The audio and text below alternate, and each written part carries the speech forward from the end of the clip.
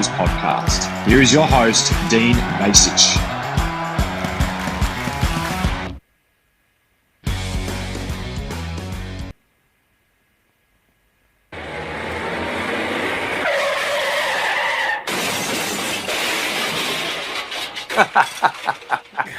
Well, welcome to another episode. As you can hear, that was the car crash that happened a couple of days ago now up at Casey Fields. But my name is Dean Vass. You can find me on X at #Kangas, Instagram #Kangaroos podcast. That was Mark Hello, who is my guest tonight, laughing in the background. Mark, this is no laughing matter. I don't know what you're laughing about. But there might be a little bit of a sense of panic after the performance a couple of days ago on a Friday night over at Casey Fields. But we might as well start with it. On a scale of 1 to 10, Mark, what's your panic meter reading right now, albeit a pre-season game? Panic meter. Okay, well, it's up there. It's up there. It has to. I mean, look, 80 points is. Look, I don't care what the situation is. 80 points isn't good. So the panic meter is probably. I don't know the circumstances of where the club's at in terms of their training at the moment, but just talking about that result and the way they lost, from all reports, because I can't bring myself to watch it, to be honest. I'd say it's about 7 out of 10. Yeah, it's pretty early, isn't it? I think past history has probably propelled that figure a little bit higher. Whereas, 100%. If we had a bit more success over the last few years, probably 3 or 4, or maybe even a 2 or 3. But I'd be feeling like a Gold Coast supporter that wouldn't even bat an eyelid at a 70-point loss. No, that's right. And they were playing about 40 players, including David Swallow and Alex Sexton, who aren't even on the list anymore. So they're just happy to get run in players' leagues. But we'll talk about North. And let's go back to team selection. And with what we had available and fit, we picked a strong team. No Paul Curtis, Colin McKercher, or Luke McDonald. Aidan Core as well out. They might be back against the Pies next week, a couple of them anyway. What were your thoughts on the initial team selection? I was fuming because Trembath was left out. I was still angry about that. I don't understand the thinking on that at the moment. The guy's kicked 3 goals in the last 3 games of the season, and then has looked fantastic all pre-season. Looked fantastic in the intra-club, and then he's playing in the VFL game after we got beaten by 80 points by Melbourne. So that, for a start, bothered me because I thought, well, that's not. That's just not a based on form team selection. Any way you cut it, there's no way anyone could just come. I don't think Callum Cummins-Jones has had any of the 3 games that Trembath's played for us in his first 3. So it's, and he's been doing extremely well pinch hitting in the ruck and was jumping all over Callum Cummins-Jones last week in the intra-club. So that can't be the reason either. So I just couldn't understand that. I thought that was bizarre. The other thing that I found interesting about the selection was they only went with 24 players. Whereas I don't know if many other clubs did that, if any at all. So the only thing I'm pinning my hopes on is that they're deliberately fatiguing the players. They're in a very high volume training period at the moment, and they're going to obviously taper that right off as they get closer to round 1. So that is one potential explanation for them looking so lethargic in that game. And I hope that's the case, because if that's not happening at the moment, then I don't know what's going on. Well, we went with 25 in the second half because yes, obviously Riley Hardiman. Yeah. Injury happened there, and we gave the young kid a guy, Blamires, to show, put his case forward, I suppose, to get a selection spot. But yeah, I did find that strange that they only went with 24 or 25 in the end, especially on a hot day up at Casey Fields. Unfortunately, no one really spoke at the club after the game to get any explanation over the performance or anything. So we're left in the dark, I suppose, with it all. So maybe one day during the week. I think if they're in a high training load, and that's the reason, they're going to keep that to themselves. Well, we'll go to the performance. And what concerned you the most about this performance I know it's an 80-point loss, Yeah. but is it just about the result, or is it other things that concern you? Well, the feedback from the game has been they're walking the ball through our forward line. They're walking the ball out of the middle. Our defensive efforts were poor. The defensive structure was poor.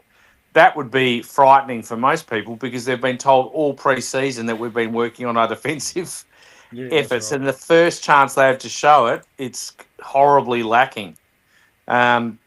So then you worry about, well, what's going on with the structure? Are the players listening to the coach? Does the message make sense from the coach? Which you would think, given his amazing record as a coach. So look, the Clarkson's was already under a lot of pressure from the media before that game. Anyway, they're all saying he's the number one person under pressure, likely to lose his job if they don't have a great start, and they come and get thumped by 80 points. So if they went into that game thinking there's every chance that could happen because they've overtrained them and they're going to be fatigued, and we're deliberately going to keep them fatigued during the game by restricting the amount of players we're playing, it's very brave. But we won't hear about it, and it's probably going to continue into this week because there's a 2-week break after the Collingwood game before we play our first. So if they're in that middle of that high loading period, well, it's probably going to continue for another week. So it might be poor against Collingwood if that's the case. If not, it's just a genuine concern about the way they played, and it's hard to believe their first outing, given that so much they've hyped themselves so much, that both players and coaches, about how they've improved, how the top 10. Clarkson himself said that gives us a shot at competing in finals and all that sort of thing. So. And you're talking to communicating to a group of members that have had 6 years of serious suffering, and it's looking for any type of hope. And they see the same thing they've seen for 6 years in the first outing. So you can understand. I can totally understand the panic from supporters. I don't think anyone can blame them, regardless of the fact that's just an match simulation thing. 80 points is an absolute drubbing in that situation. So not great. Well, they're missing a few players too. They're resting a few players. Max, one of them. I think Christian Salem didn't play first half either. So and I don't think you can just flick a switch and come round one and all of a sudden bring attitude, game style, and aggression. This is a time where you have to set standards. They keep talking about how high the standards have been in the pre-season, but I've seen very poor standards on the weekend. Friday night, I should say. And it happened even in the first minute of the game, Mark. Like, we look like a team, we're happy just to run around, not really show up, players having a yarn with the opposition. Then their first goal, and Hardiman misses a tackle, a pretty soft tackle. Cooper Harvey does a flimsy tackle for my check to kick a goal. But I mean, and I talk about standards before, and you have to be desperate. And this has to come up in reviews of players. That has to come up in reviews with players. And I know they're young kids, and I don't want to single these kids out because it wasn't all their fault. But I've seen it all day, and like you said, you're trying to sell memberships, hope to supporters, and they've gone about it the wrong way. Is it a coaching issue or a playing issue, or maybe both, Mark, that they put in something so miserable like this? Well, it's definitely both, but it is certainly a coach unless there is a serious excuse for that we don't understand. I'm absolutely gobsmacked by the fact the first chance to show all the supporters what you've been talking about defensively. Anyway, forget turnovers and making skill errors. Okay, that's not what people are probably upset about. It's, as you said, missing tackles again. Like, it's starting to feel like the players that get on, the culture in terms of how well they get on with each other is fantastic.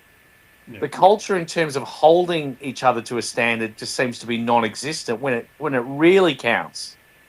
Yeah. When they're actually playing games, and it's all well and good. I mean, the way I look at it, it's the equivalent of giving everyone a ribbon for trying hard, except in this case, it's $1 million a year in wages. Not everyone's getting $1 million, but they're getting plenty are, and there's guys earning over $1 million in that side, and there's guys earning a lot of money, and They can do that and just turn up and do that, and no one's worried about it. And they rock up with a big smile on their face the next Monday. I mean, I would too if I'm earning $500,000 a year and no one's holding me accountable. Happy days, but it's not going to get us off the bottom of the ladder. So I'm hoping there's more to it. I don't understand, but it on the face of it, it's horrible. Yeah, and I think that's where the panic is sort of coming into it a bit. Is just the things that we've seen in the past, and it just really came to show over the weekend. And defending the ground. They talked about how we're going to be, a defensive team this year, and we're going to play back shoulder, but we look really slow, and that is worry. When you have Cozzy Pickett doing whatever he wanted to do and knowing we don't have the speed to catch him, and even Latrell Pickett, who hasn't played an AFL game, just coasting through the middle of the ground, taking 4 to 5 bounces, stopping, looking up, and then passing to someone inside 50 by themselves. I mean, besides McKercher, there's no one else that can come into the team with speed. It looks like a really slow team this year, Mark. I think when you're reactive, you look very slow. Yeah. Now, look, maybe, as I said, maybe they're in a massively high training load. Their energy levels were down, but I don't think whenever I've seen us play poorly, we always look slow because we're reacting. There isn't any aggression towards the man. In the games we played well last year, the pressure index was lurking around 200 for most of the games that we won. And our worst games, it was non-existent, like the performance on the weekend. So if they can't get that right, I don't care how much talent's in the squad, they're not going to improve. They've got to have that intensity, that commitment to do the team thing, or it won't go forward. There's no good saying all pre-season our total focus has been on defence and defending the ground, defending this and that, and then do that. It's just, I don't know. And to be honest with you, even if they were fatigued from a high training load, they weren't fatigued in the first 5 minutes of the game. No, that's right. Yeah. So it's hard. I'm desperately looking for an excuse to try and uphold my pre-season prediction from a week ago, but I'm struggling. I'm struggling with it, and then to leave out Trembath as well for me. On top of that, I'm just frustrated. I felt very frustrated before the game, and then the result made it even worse. Yeah, even talking about our game style, we could talk about player selection, and if Cooper Trembath played, he wouldn't have done anything because the game plan was slow and a lot of kicking the ball sideways and going into the open space, and then last resort kicking long where the D's rebounded and countered. Like you said, you want to show some sort of semblance of being proactive, not reactive, but there was nothing. And maybe they're hiding. They don't want opposition teams to know what. That's the other thing I'm holding.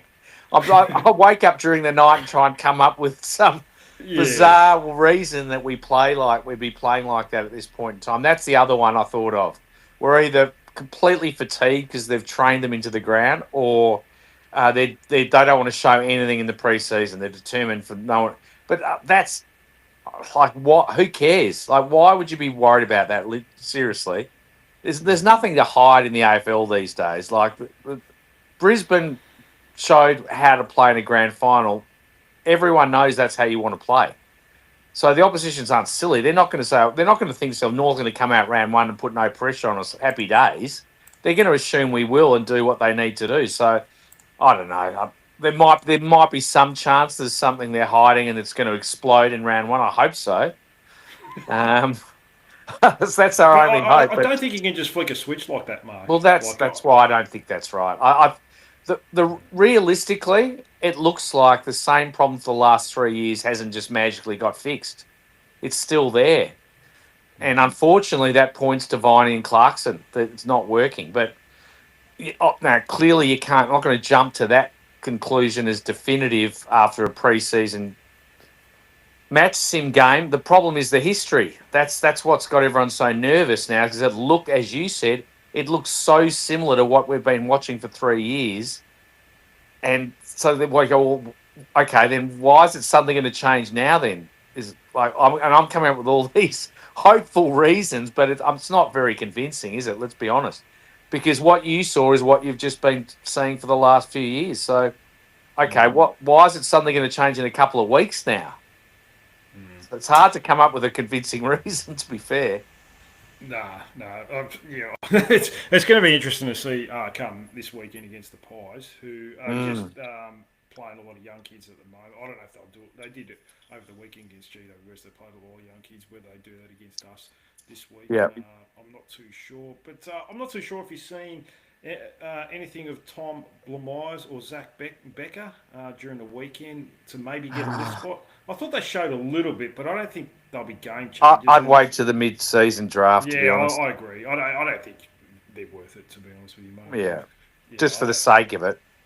Yeah, just to put someone on. Let's wait and see what we need and who's showing enough by the middle of the season to be worth a list spot. We might have the number one pick, so it's looking good, isn't it? It might be worth waiting. I mean, that's where all hell will break loose if we not only look poor, but we're getting beaten by sides like West Coast early in the season. That'll be a scary thing. In round 2, if we get pumped by Port and have to go and play West Coast, that will be a trigger point for almost all the supporter base, I would have thought.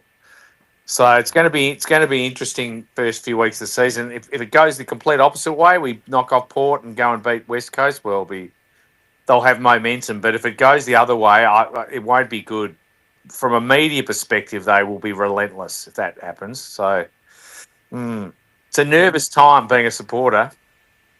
Yeah, I don't want that sort of. No one wants a situation that's destabilising. Starting again, basically, like no one wants that to happen. Like everyone wants the Clarkson thing to work. So we just everyone's praying that we get off to a good start, because if we don't get off to a good start, it could unravel quickly. The thing with Clarkson is he's on a big contract as well. I know people are calling for his head, especially like you said, if we're 0-5 and we've lost some poor games and got smashed in a couple of them. I don't think it's as simple as we'll just cancel his contract, because he's probably still owed a couple $1 million. Well, it'll be 6 months. So the AFL have got a thing. We're not allowed to have a contract that pays out more than 6 months. Okay. Well, so that's still $500,000, I suppose. But correct. It sounds a lot better than $2 million anyway. So. Yeah. I mean, it's still expensive, that's for sure. But and doing it early in the season is not going to really achieve anything. No, of course not. But unless it becomes untenable. I suppose you would remember in 1993, Mark, we sacked our Shimmerbush in a pre-season game, and it worked out pretty well after that. But that was a very different era back then. So, yeah, very different times. But I mean, we had Cooper Harvey and Robert Hansen playing the back line. They definitely did a lot of work. I can't get behind. Like, I like Cooper Harvey as a player, Mark, but I hate seeing him in the back line for some reason. I think the reason they've put him there, and the club has pretty much said this, we've got too many forwards, so we're just going to put him in the back line because he's too good of a player almost to leave out. He's a highly skilled player, but I don't think he can defend. Well, it just makes me want to get in a room with the list management group and just belt the crap out of him. I'm joking, of course, but there is a lot of.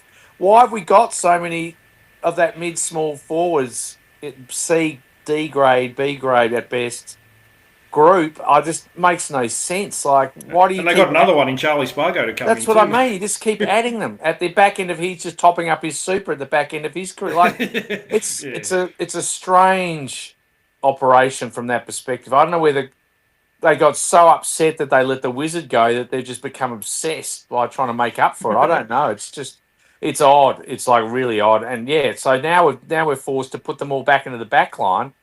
After we tried that with Fisher, that didn't work. So he's being shoved back the other end again, and the other two have got to go back now.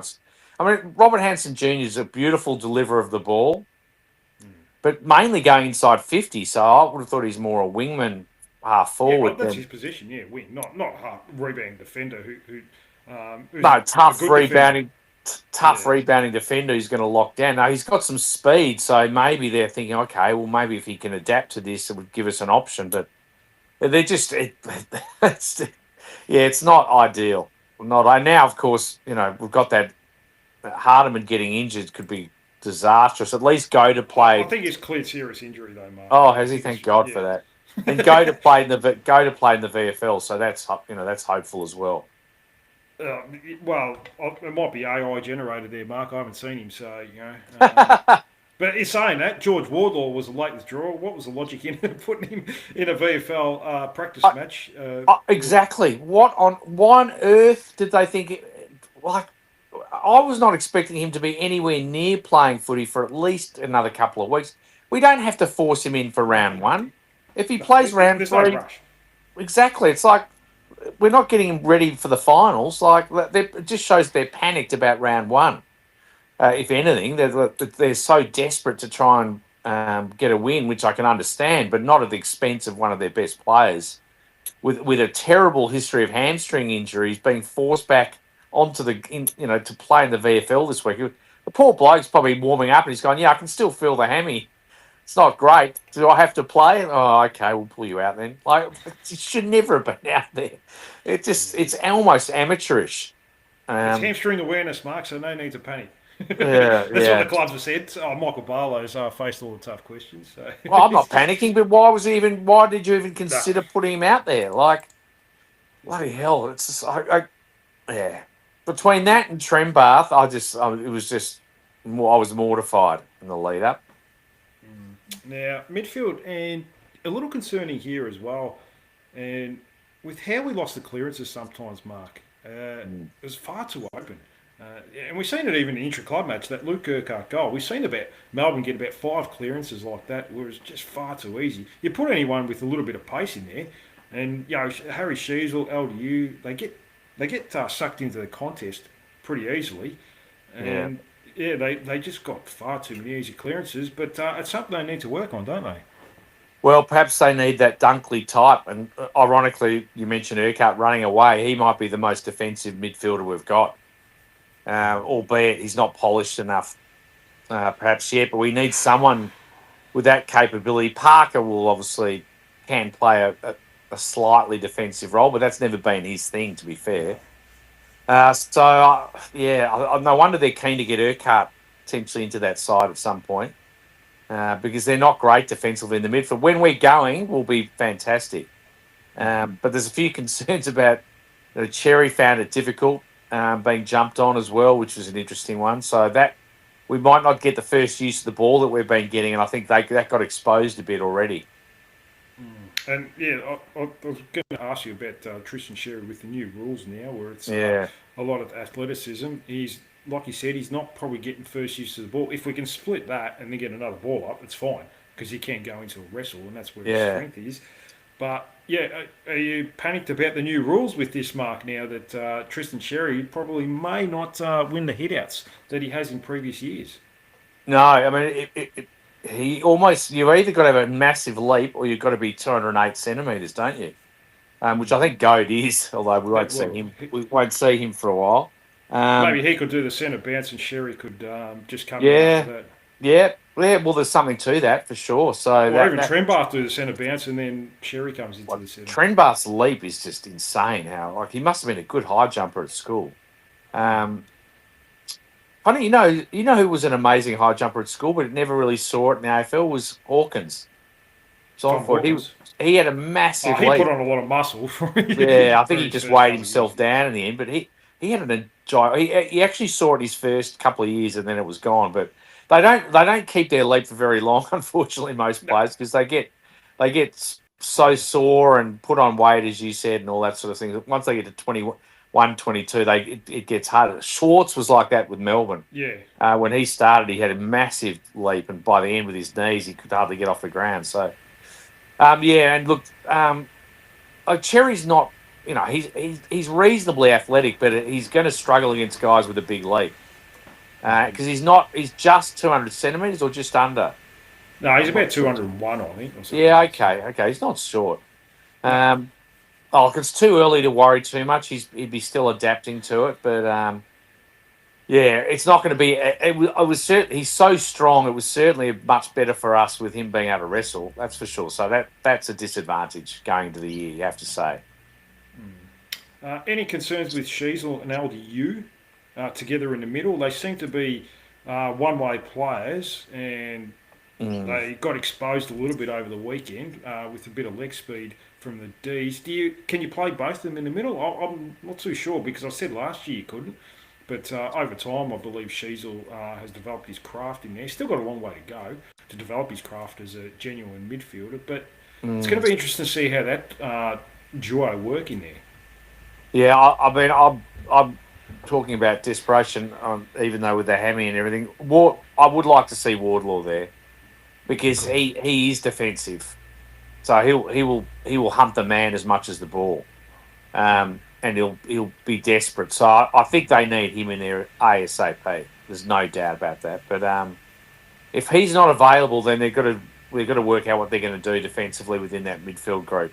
I do think they can play the other two together.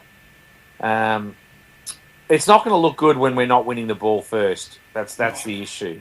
Yeah, that's right. So they're going to have to improve on that, but they're great attacking players. So we've got to back ourselves in a bit. But yeah, there's got to be one out of the three has to have some defensive ability. Otherwise, it gets too hard. Yeah, I mean, you're going to lose clearances. It's just you've got to lose them. With pressure. Yeah, with a little bit of semblance of pressure. Yeah, that's right. Yeah. The problem is in these sort of games when you're talking about LDU and Sheasel, they're the sort of players that find it hard to get too interested. Without the crowd there, without points on the line, the really top players in that situation aren't going to do amazingly well in these games. They're going to wait till the season starts. So it's the rest of them that are fighting for spots that you want to see. At least be desperate. There's enough depth at the club now that you should be desperate to try and hold your place in the side. So, I'm not so worried about the midfield yet. No, that's right. Still, very early days with that forward line, and I think Darling played pretty well.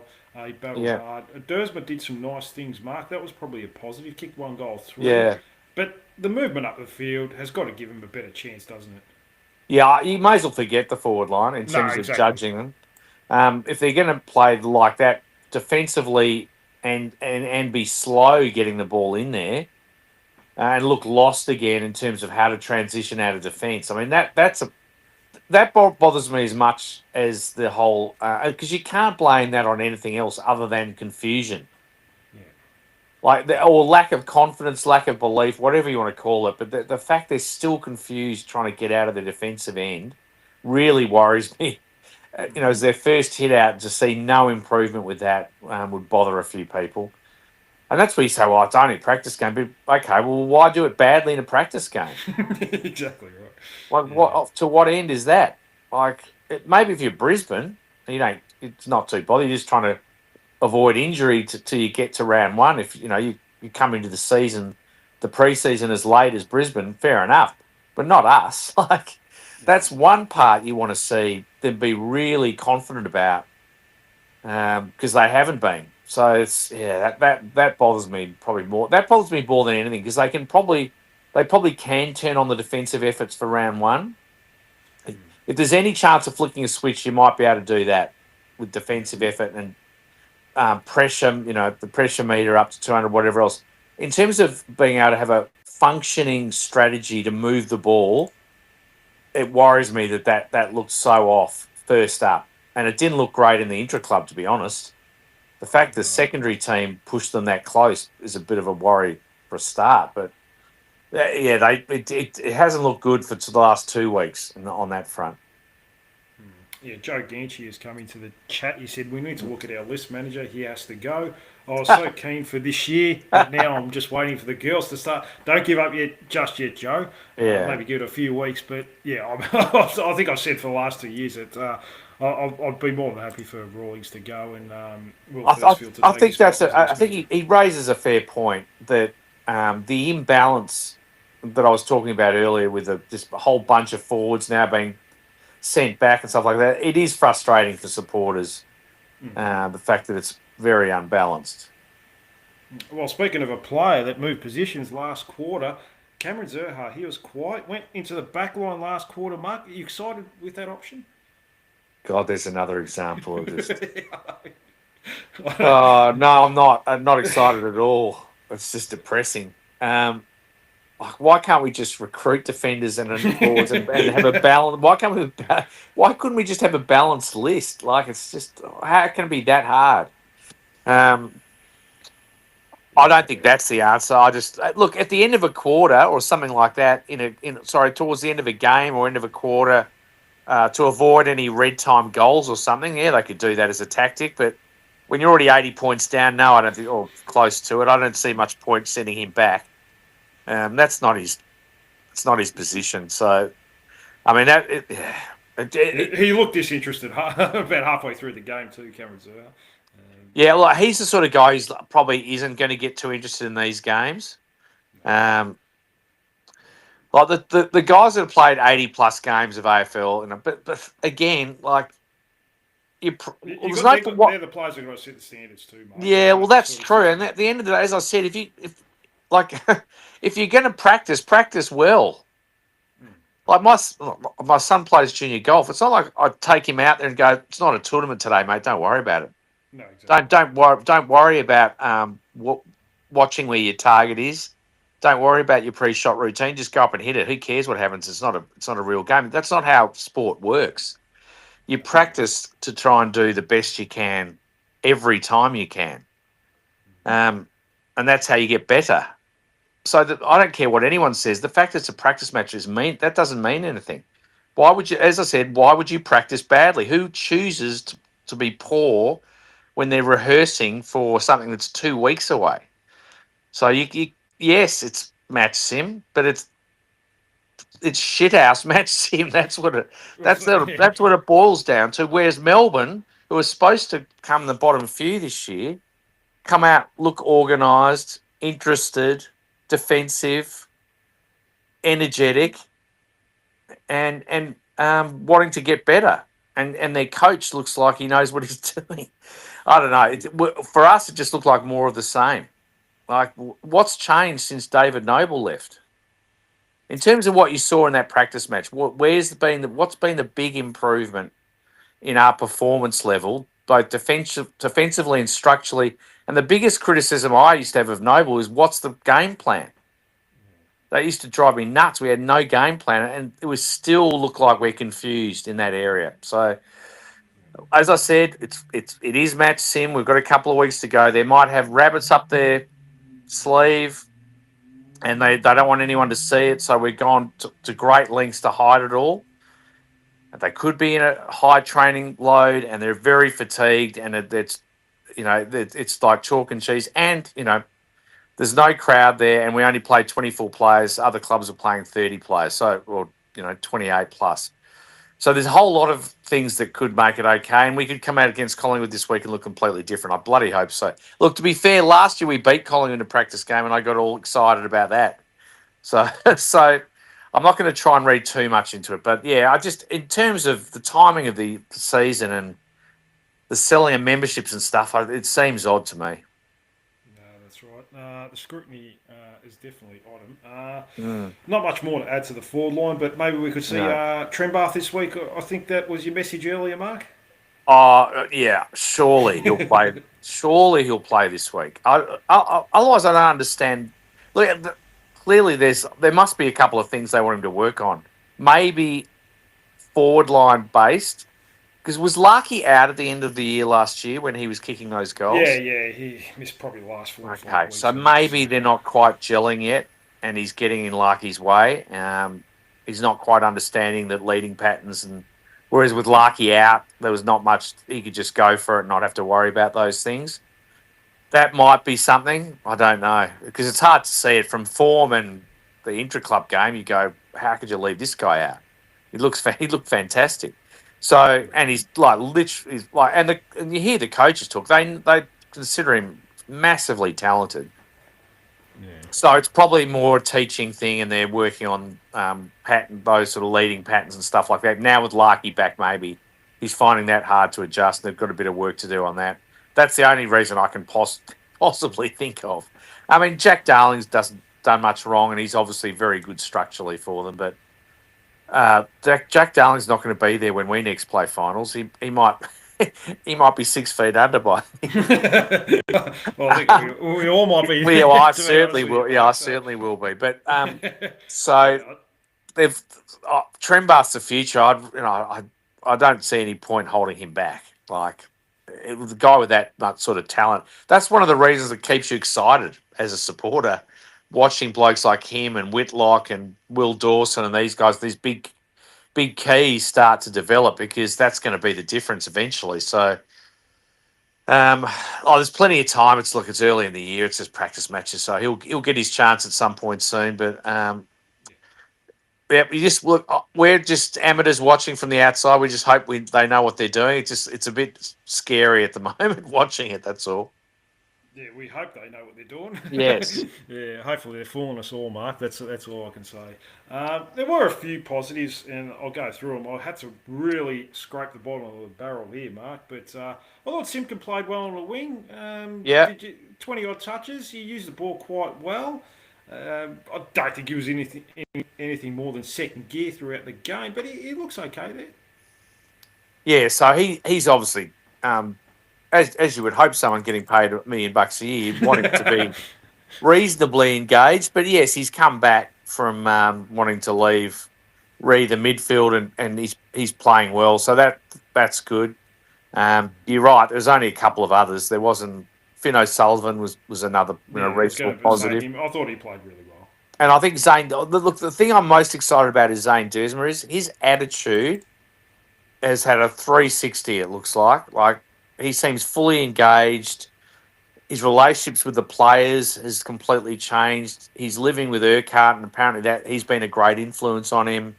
He's changed his standards with diet and training, and apparently Urquhart's one of the best at the club with that already, and that's rubbed off on Duursma, and he just seems to be he seems to be part of that club and part of that team at the moment. So that's been a really pleasing thing. Could have kicked 3 or 4 easily, I thought. Yeah, he's so opportunities. Yeah, he's so talented. So look, I'm really hopeful with him. I think that could be something really exciting this year. If if we have a horror year, it's going to be hard to hold a number of players. But I think if we can have some reasonable improvement and he continues the way he is, that could be one of the big positives for the season. But yeah, that was a definite good sign from the weekend as well.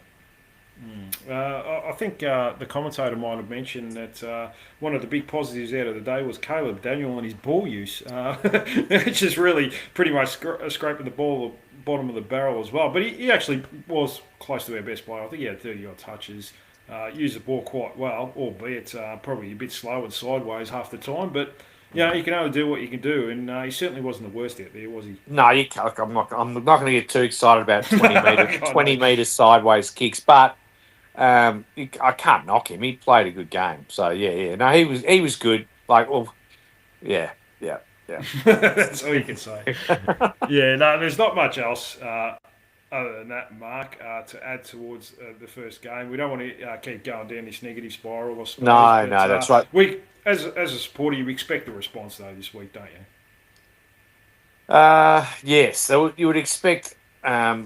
It'll be very interesting what their attitude goes. Even if they were looking at holding back going to round one. I think the club must be feeling a bit of heat this week, and Clarkson must be getting pricked a little bit. He's got a number of media commentators saying he won't last out the season. It must be agitating him a little bit. So you would think some competitiveness from inside the club will start, but apparently they're been fairly relaxed, and as you said, no one wanted to talk to the media afterwards. They were we very no. So whether they were internally they were fine with it and thought they knew that was coming. That I don't know. That would be weird though. But I'd understand that if we fell away dramatically after half time with only 24 players and all that stuff. But you would have thought there'd be a full-on effort in the first quarter, and then things might fall away. Not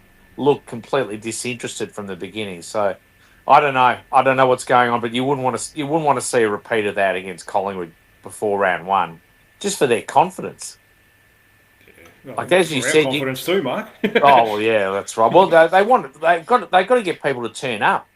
There's not going to be many Port Adelaide supporters there for round one. So if they get flogged by Collingwood by 80 points, only the bravest supporters are rocking up for round one. So you don't want that situation. You want over 20,000 people at Marvel excited for the start of the year. So it's really on the club this week to try and do something about that. Otherwise, they're looking at there would be a horrible look for round one to go. And I apologise for negativity, but it would be a horrible look for the club to go into round one, and because they've had 80-point drubbings in the two lead-up games, they get a poor crowd for round one. It's not going to be a good look for the club. When they're trying to drive memberships at that point in the time, they've got to do something this week to try and get the hope back up to a reasonable level. Definitely. It's not a bad way to finish your message there, Mark. Did you want anything else before I let you go? No, you got a barbecue to cook tonight? I do, mate. Yes. No, mate. No, that was that's all I've got. Thanks, pal. No, that's all good. Well, thanks so much for coming on, Mark, tonight. There was a bit to cover, but we don't want to keep going. We'll stop the misery now.